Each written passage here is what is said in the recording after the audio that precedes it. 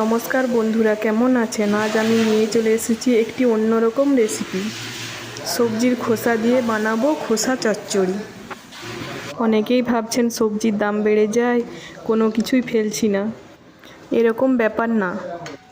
এর জন্য আমি নিয়ে নিয়েছি ঝিঙের খোসা, পটলের খোসা, কাঁচকলার খোসা, লাউয়ের খোসা, আলুর খোসা, সামান্য একটু বেগুন। এটা খেতে অসাধারণ লাগে। শুরু থেকে শেষ পর্যন্ত ভিডিওটি দেখতে থাকো। এই রেসিপিটি বাড়িতে একবার বানিয়ে খাবেন, অসাধারণ টেস্ট।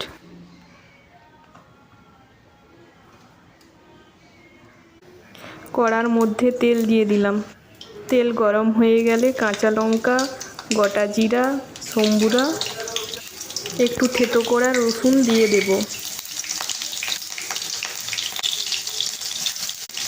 এইগুলোকে ভালো করে ভেজে নিয়ে সবজির খোসাগুলো তুলে দেব।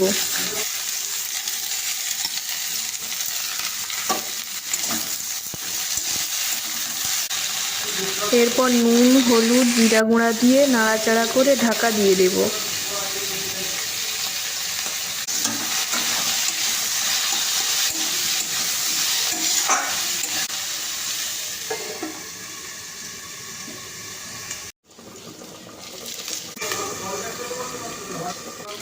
সবজিগুলোকে কষিয়ে নিয়ে একটু জল ঢেলে দেব।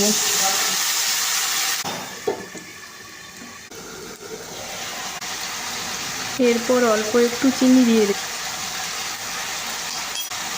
রেডি খোসা চচ্চড়ি, অসাধারণ টেস্ট।